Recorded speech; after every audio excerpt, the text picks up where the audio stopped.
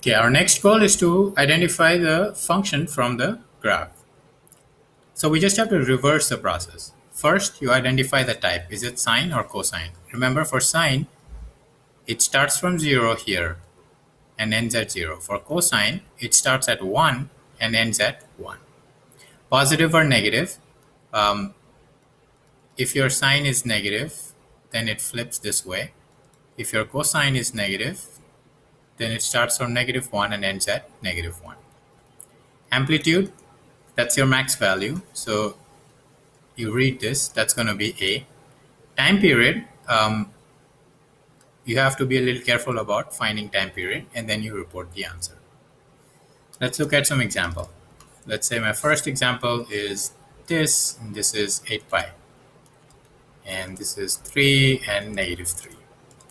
So first thing I check is that this is sine, and it's positive, and the amplitude is 3. Now, I notice that the time period is 8 pi, but I also know that time period is 2 pi divided by b. So I can solve for b here. How? Our old method of cross multiplying. I get 8 pi times b is 2 pi. Because I'm solving for b, I divide by everything else that is not b. And then the pi cancels and I get a 1/4. So I have a and I have b.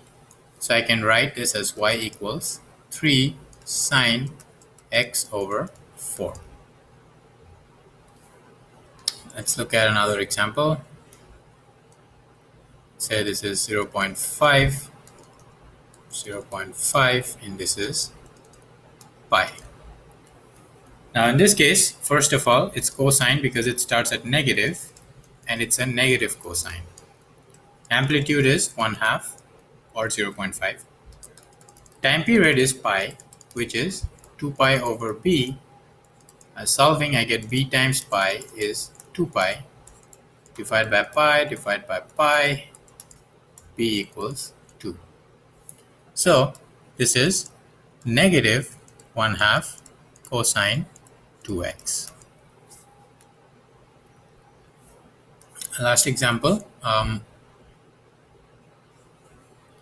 So this is 4, and this is 0, and this is 3 and -3. So this is sine, it's positive, amplitude is 3.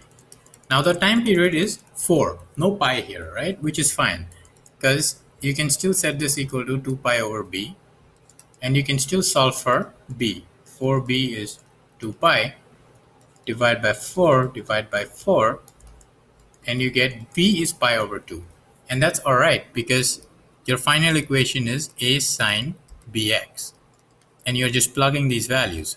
So a is 3, b is pi over 2, so you just write pi over 2 times x. And that's going to be the graph here.